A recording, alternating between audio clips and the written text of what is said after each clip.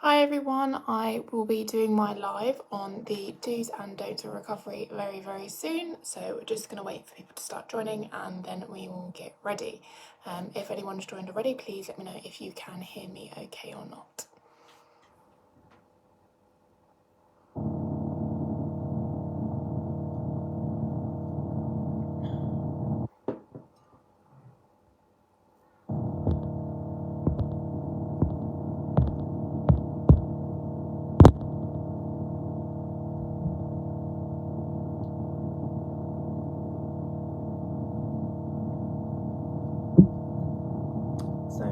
As always, we will always allow you to ask us some questions at the end, or as always, just drop us a message at the end if there's any questions that you want to ask us personally. Also about any current injuries that you have, or any further questions on how we can aid with your recovery from injury or just normal post-workout recoveries as well. So I'll just give it another few minutes and then I will get started.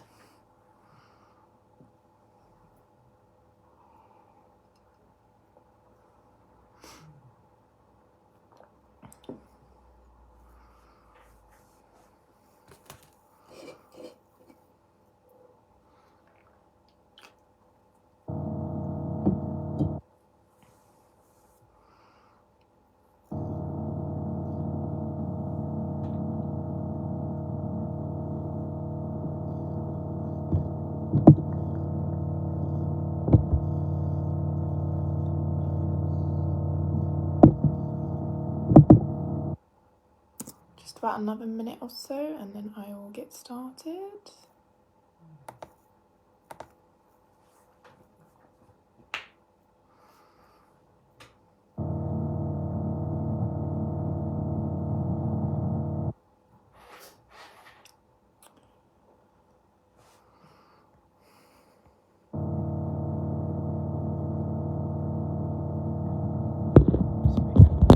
I'm silent and on do not disturb. That's always fabulous. Okay, so I will get started. So part of do's and don'ts of recovery we have slightly gone over before, especially a little bit in terms of what recovery is, stretching and nutrition. We are going to go over it, however, a little bit today, as obviously we are talking about the do's and don'ts of what you need to do for recovery itself. So what I'll start off with is explaining what recovery is, then I'll go through the do's and don'ts and kind of go through a few subheadings of kind of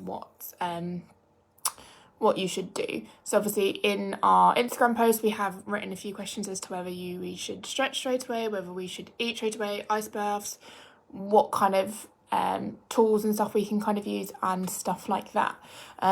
So firstly what I'll do is go over what recovery is. So recovery is defined as a return to normal form or state of health, strength or mind.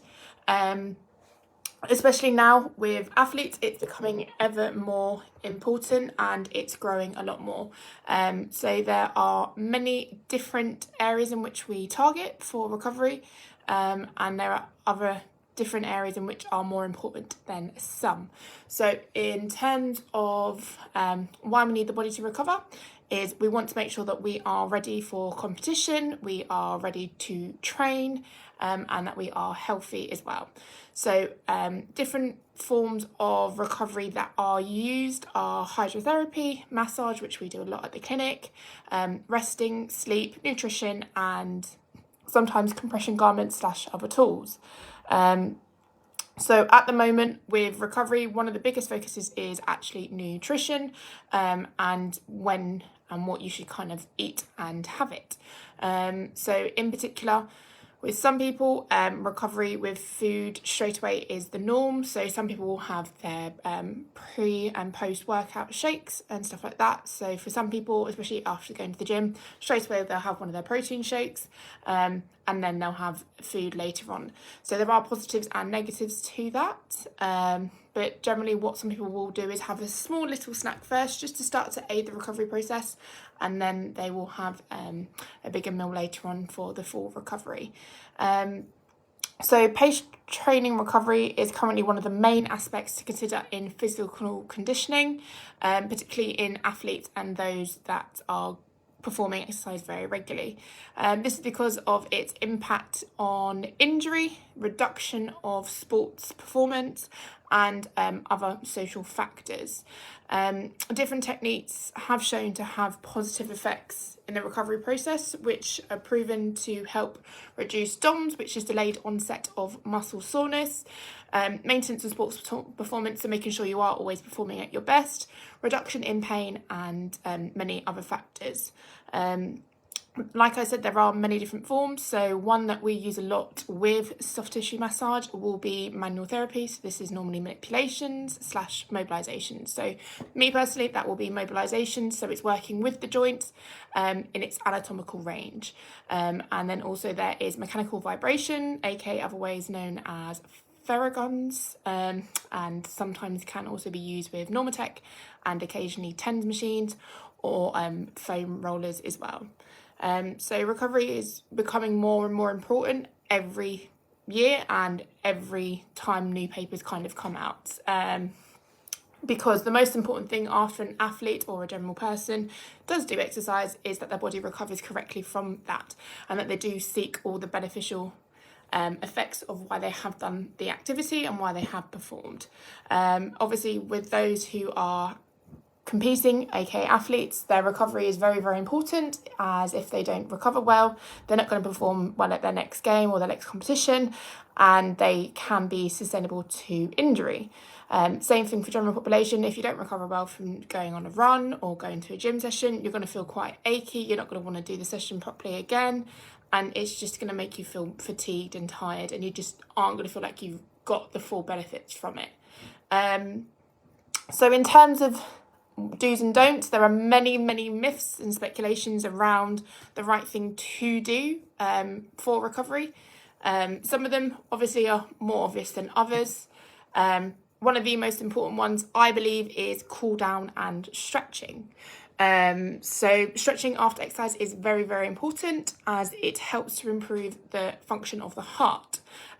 So exercise gets your blood flowing, which provides several important health benefits, such as providing nutrients, oxygen, and helping to relieve with lactic acid and other fluids.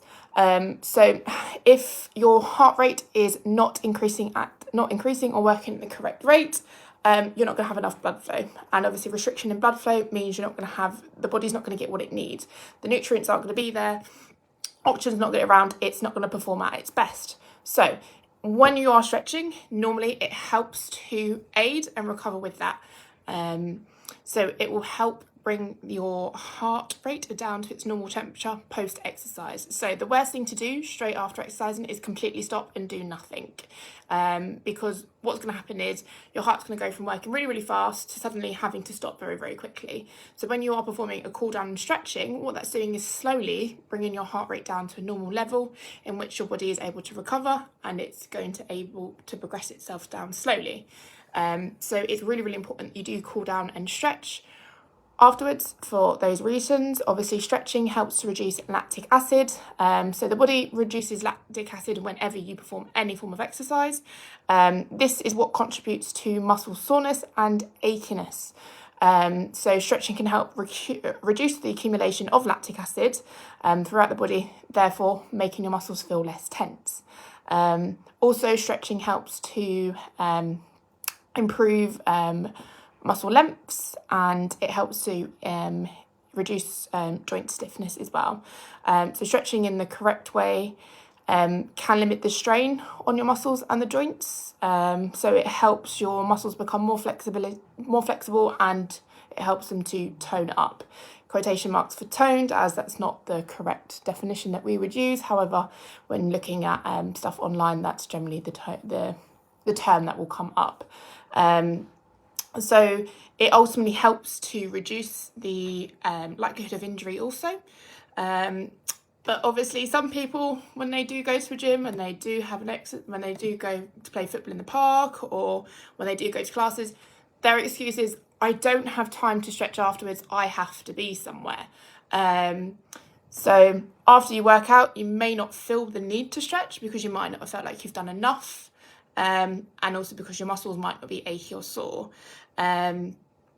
So unfortunately, that does have its own problems, as it has many effects of what it kind of can do to the body. So if obviously you're not stretching afterwards, your muscles aren't going to recover correctly. They aren't going to be at their best. They're going to keep working until your body says, oh, I'm not doing any exercise anymore.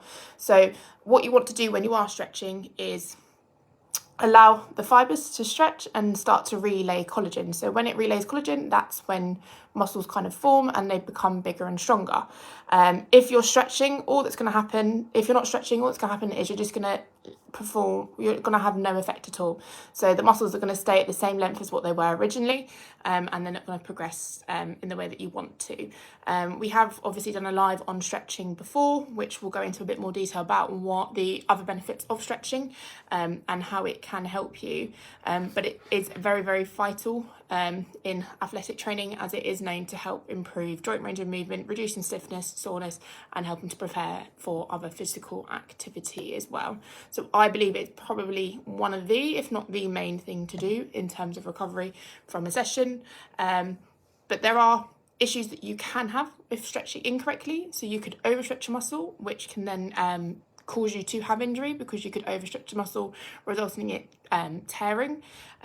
Also, your muscles might not be warm enough, so again, they might also have a detrimental effect. So it's very important when you have and when you are stretching after activity that you're not holding it for too long.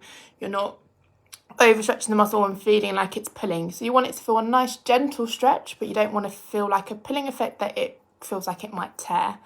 Other myths that people kind of say is, oh, jump in an ice bath straight away after exercise. So I personally have worked with semi-professional clubs, and I've worked with a few academies as well.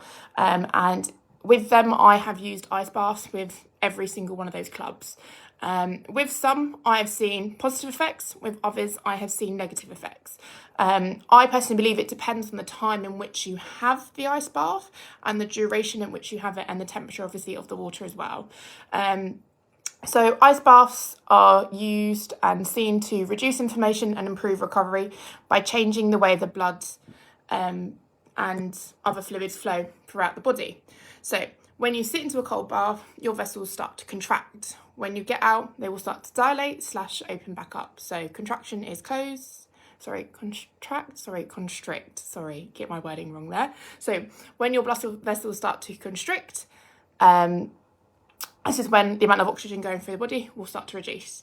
When they then dilate, so they start to open back up again, this will help to flush away any metabolic waste post-workout.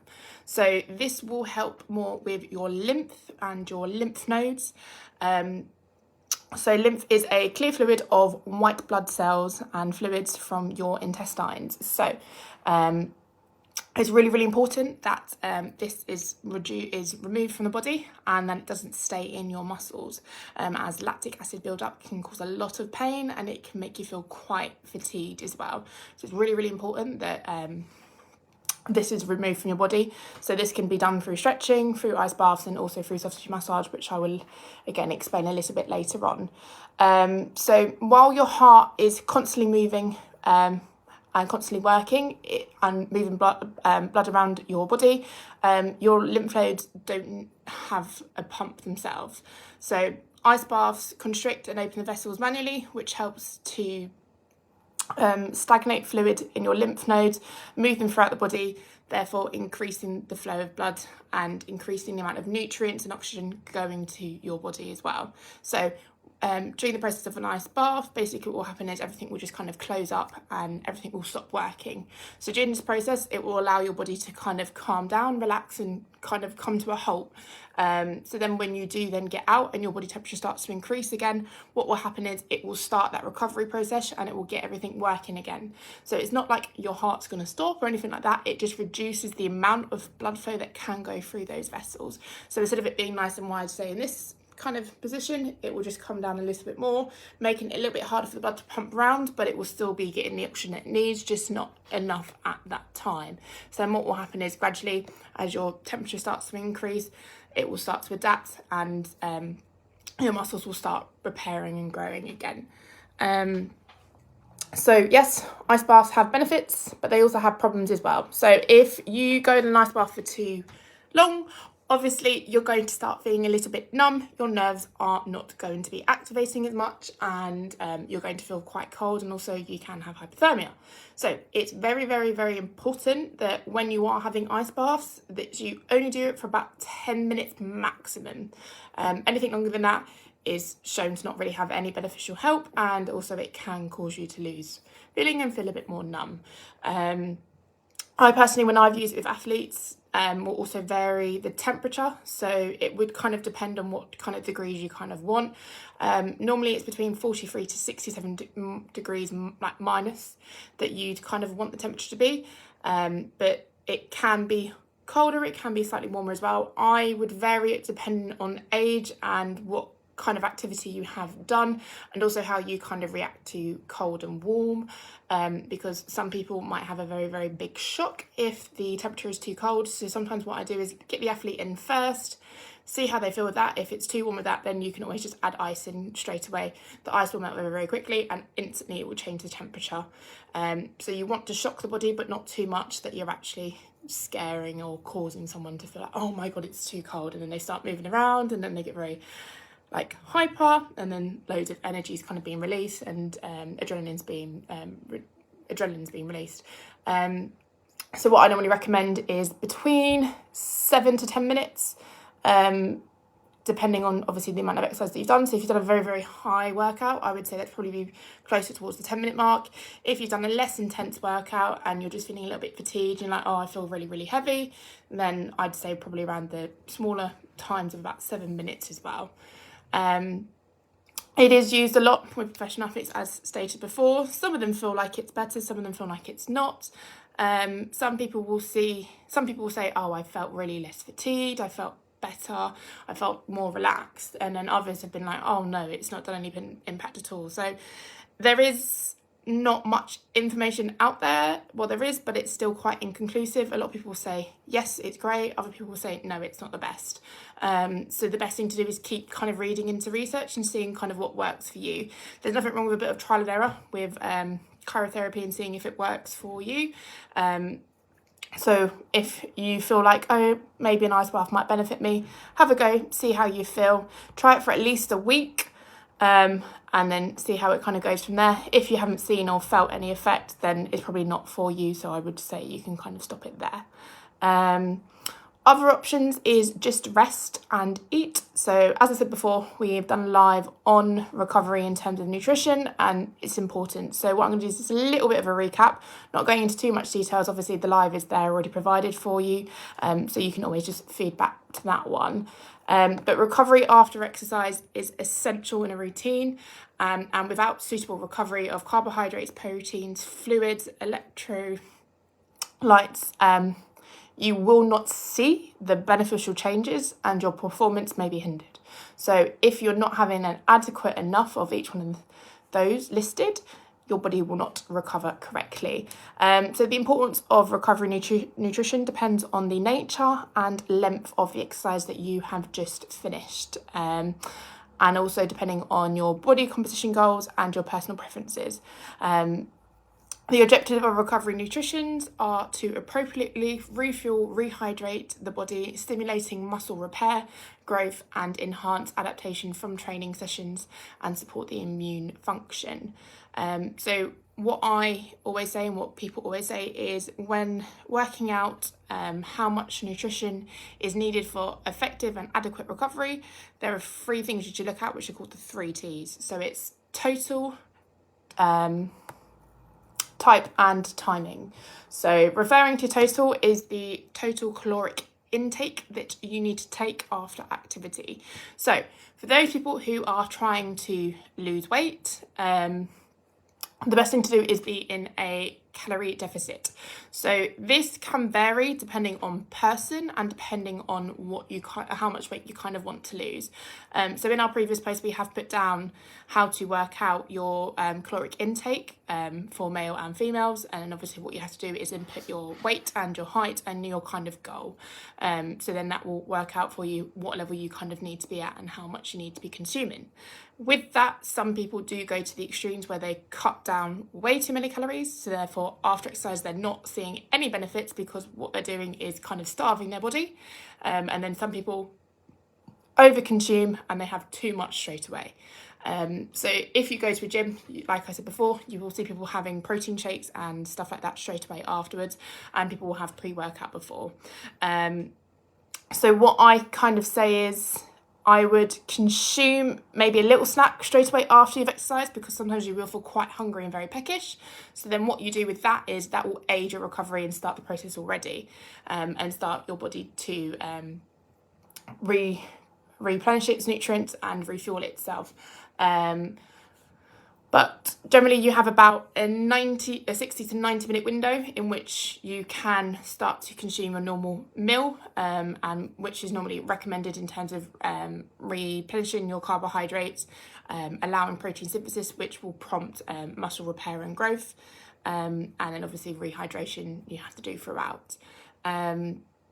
So in terms of type, this refers to the focus that you want to have. So whether it's carbohydrates for energy, glycogen for restoration, adequate protein for repair and growth and protein synthesis, or healthy fats to minimising inflammation and overall health. And then timing is referring to the time of your meals being consumed. So as I already said before, it depends on when you kind of want to eat. I normally have a snack straight away after I've done a gym session, and I normally reap the benefits a lot more because I don't feel as like tired or peckish when I get home. I'm like, oh, okay, I'm starting to feel a bit better now because I've had maybe like a protein bar, or I've had a quick piece of fruit or something that's got a little bit more sugar in it, just so I feel like a little bit more energized. As obviously when I have a workout, I intend to feel quite tired afterwards, so I know that I've done a good enough job. So like I said, you can either do a little snack straight away afterwards, or you can wait and have a meal directly 60 to 90 minutes afterwards. Anything longer than that, you're probably not going to reap the benefits as much, and you're going to feel a lot more fatigued and tired.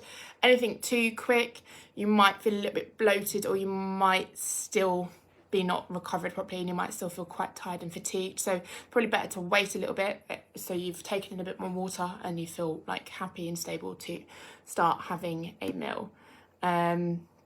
In terms of other recovery, my personal favourite is soft tissue massage. So obviously for us, me as a sports therapist, soft tissue massage is something that I do quite a lot besides rehabilitation for recovery.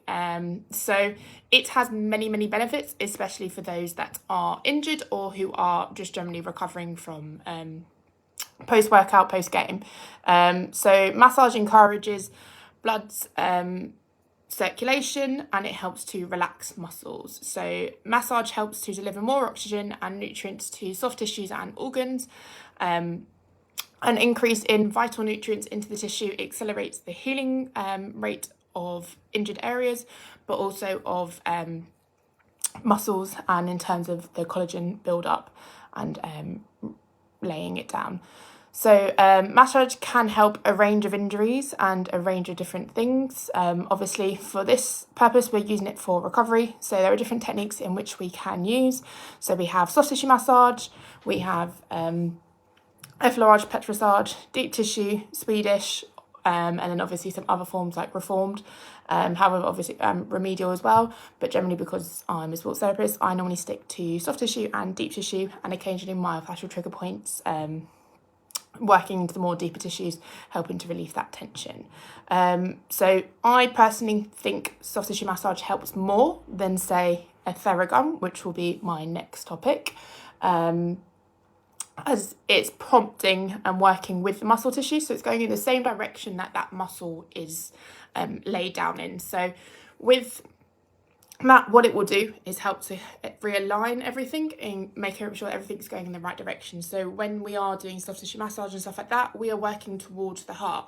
So whereas if you're using a Theragun, all that's doing is tapping in that area. It's not circulating anything. It's literally just compressing onto that area. Whereas with soft tissue massage, we're going in with the muscle tissue, in with the ligament structures and everything, and we're flowing with it. So what it will do is help to reduce and help to, sorry, let me have a quick sip of water. What it will do is help with the flow and the removal of the lactic acid from the lymph nodes. So in terms of Theraguns, so this is probably one of the main things and the main reason for my do's and don'ts of recovery today is that Theraguns should not be used for recovery. So there is many advertisements out there, from professional footballers to professional rugby players to people who claim to be sports therapists and physios, personal trainers and stuff like that, that don't actually know what they're talking about and haven't read papers on it very well. So I personally think Theraguns are okay. They can be used for muscle activation, in quotation marks. We can't necessarily stimulate a muscle with that, but it has got its benefits. Whereas using it for recovery, I haven't seen anyone who said it's helped them, besides maybe one or two, but I don't think they're using it in the correct way. What it's basically doing is kind of stimulating your muscle, if that makes sense. So when muscles work, they're used by nerves. So if you press and touch anything, straight away my nerve will indicate, oh, I can feel that something's been touched. The same thing happens with muscles. So if you're going to constantly tap on something, that muscle's going to think it's still working and it needs to start producing things, and it needs to keep working and keep working and keep working. So if you're using it after you've done exercise, all it's going to do is overstimulate that muscle. So it's going to keep thinking, oh, I need to keep working, I'm still functioning, I'm still doing an activity, when in fact it's not. You want your muscles to start to recover, you want them to start to relax. So the more you keep doing that, you're going to overstimulate the muscles, and then eventually it's going to cause it to overwork. It's going to become quite fatigued, it's going to become very contracted, it's probably going to strain, and it could go into a muscle spasm. So it has its benefits, and it can be used before training and it can be used during training. So I personally have been using it a lot before my athletes or patients have been going down into the gym or going to compete for any games, because it has been proven, if you do it before and during, it has helped to reduce DOMS and reduce serum creatine kinase contractions as well. So using mechanical vibrations, aka the Theraguns, has been known to help reduce muscle tension and stuff like that. So I just need another sip of water. So in terms of what DOMS is, so delayed onset of muscle soreness, it has been proven to help that. So normally when you'll start to feel DOMS, it's about 8 to 10 hours afterwards that you'll start to feel any soreness that you might have, but it will normally peak between 24 to 48 hours post exercise. If you don't feel it before or after that, generally you haven't either done an exercise that's caused a change in your body or an activity that's caused physical change. So generally that means you might have to change your routine, increase weights, or kind of change the activity that you are doing. Also, TENS machines have been proven to help reduce aid in DOMS. So these are little machines that we can sometimes use. You might see them quite a lot used on lower backs and sometimes onto quadriceps as well. I tend to only use TENS machines when someone has sustained a muscle tear. I personally haven't used it since I've come back into this clinic. However, when I was working with teams, I did use TENS quite a bit, as it's allowing the muscle to contract and relax, but without doing an actual physical exercise. So you're not actually therefore straining and weight bearing and loading the muscle itself, but you're still causing it to have electrostimulation. So that can be beneficial. However, again, that in combination with a Theragun, I wouldn't highly advise.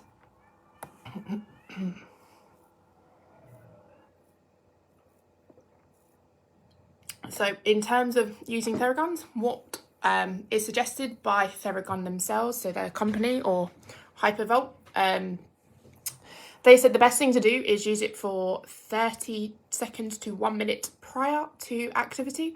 So How I use it is I do 10 seconds on the insertion, 10 seconds on the origin, and about 10 to 20 seconds on the muscle belly. So what I will do is go left to right first on each of the origin and the insertion, then I'll go up and down on the belly of the muscle, then I'll do little circles around it.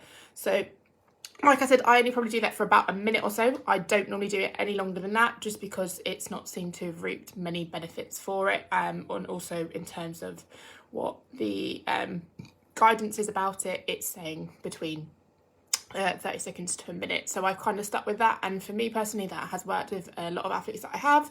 They feel like they're ready and prepared to go. They don't feel as achy, and quite a few of them have said, oh, I felt really great today. I felt like I was prepared and ready. Obviously with that, I do still have them to do their normal activation movements and their normal warm-up.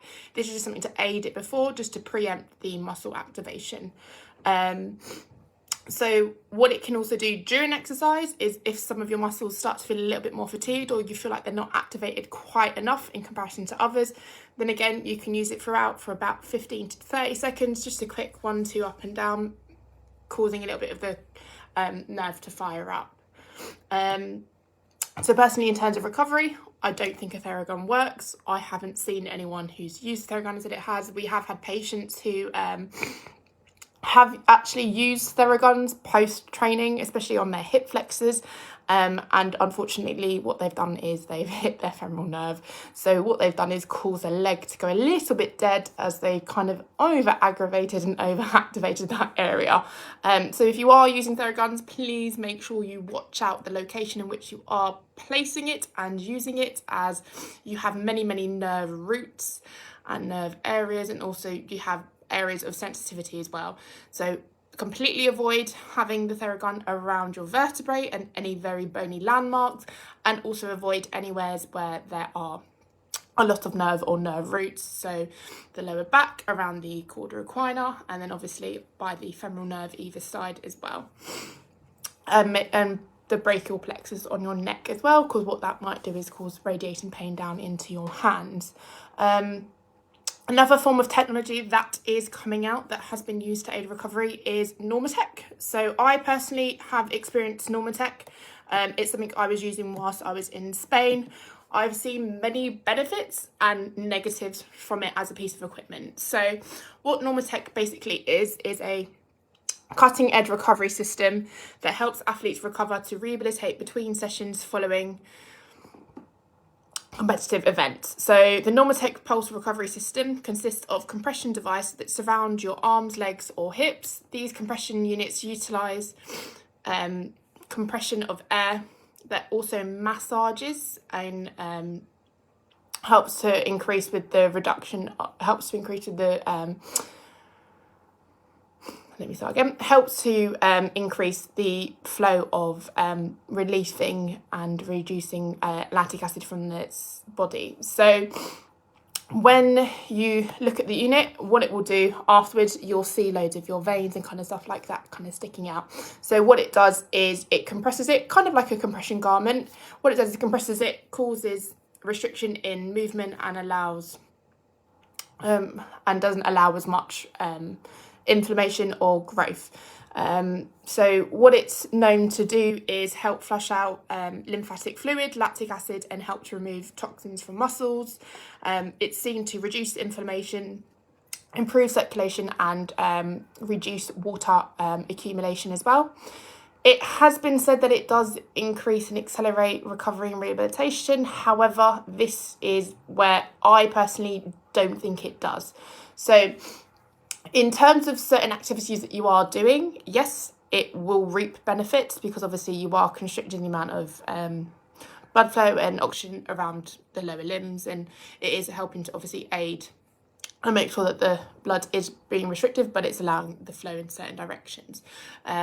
So in terms of when I've used it and when I've seen it, I found that if I've used it for athletes that have done 2 to 3 hours of training, you kind of have to match the amount of time that you use it for. So if you've used it for 2 to 3 hours, if you've done training for 2 to 3 hours, you should use it for 2 to 3 hours afterwards for recovery, because it's those that have done it for half an hour literally have seen no benefit at all. They've felt the exact same, if not more fatigued from using it for 30 minutes. So those that have used it for up to 2 hours, I saw a lot more benefits. They said they felt a lot more relieved. They felt less fatigued and they were ready to go kind of the day after or later on that day. Whereas those that had only used it for about 30 minutes post-training didn't see many benefits at all. They were a lot more fatigued, tired, weren't ready for the day after. And I tried not to use it with people who were injured as well, as like Game Ready, another machine that's used for ankle sprains and other sprains around the body. It can get very, very tight. So depending on what kind of injury you do have, it can cause more problems. So say you had dislocated or subluxed your shoulder, I would highly recommend not to use it, as it's going to put too much pressure onto that joint and it could potentially cause the joint to dislocate or sublux again. Same thing with knees and ankles. I would highly avoid using it in certain instances and depending on certain injuries. So if you're using it for, say, muscle repair and muscle recovery, I would say yes, it works. But again, you would have to be mindful of what time you kind of use it for. But I still think in terms of recovery, massage and stretching is a lot better than using these kind of equipments and tools, because it's great in hindsight thinking, okay, we can get a machine to do the job for someone. However, the cost of the equipment and the maintenance of keeping the equipment is a lot higher. So, and also if you were going to, you'd have to have several for clubs and teams. And if you're looking at cost in terms of what you can do in a half an hour of a massage, in terms of 2 hours of doing that, in terms of time and effectiveness, it is better to just stick with normal manual therapy, soft tissue and stretching and just generally eating well. So in terms of do's and don'ts, my do's are utilise stretching, cool downs, nutrition, sleep and rest, and hydration. In terms of don'ts, don't believe everything you see online. Don't use equipment that you're not sure about using, and don't use equipment that is advertised to be the best for recovery. Also, always research anything that you're going to use. It's the same for all techniques we use as a therapist. Is we research them, we study them, we learn them. If I personally don't think something's effective, I won't use it. But another person might, and they might find it effective in the way that they're using it. So it's always really important that you educate yourself on what you're doing and why you're doing it and how to use it. There's nothing worse than using or performing a technique or a stretch or an exercise or using a piece of equipment that you do not understand how it works and what its purpose is. So yes, there are perks to Theraguns and there are perks to Normatec and Game Ready and other pieces of equipment and tendon machines, but there are also negatives as well. So what I always suggest is that you look after and make sure that you read about it and you go from there. So I've obviously said quite a lot today. So what we're going to do is afterwards we're going to do like a blog post, and it will kind of go down as a little breakdown as to do's and don'ts and a little bit of information about each single one of those questions that I have asked. But if anyone has got any questions, please drop us a message right now and I can answer it in the live. Or if you are watching it on repeat, drop me or Joni a message and we'll be more than happy to answer it for you. So if anyone's got any questions, please drop me a message now and I can answer it for you on the live. If not, I will say thank you very much to everyone that's joined me tonight. And I hope you look forward to our next live next week, and have a look out for our blog post that is coming on Instagram and also on Facebook.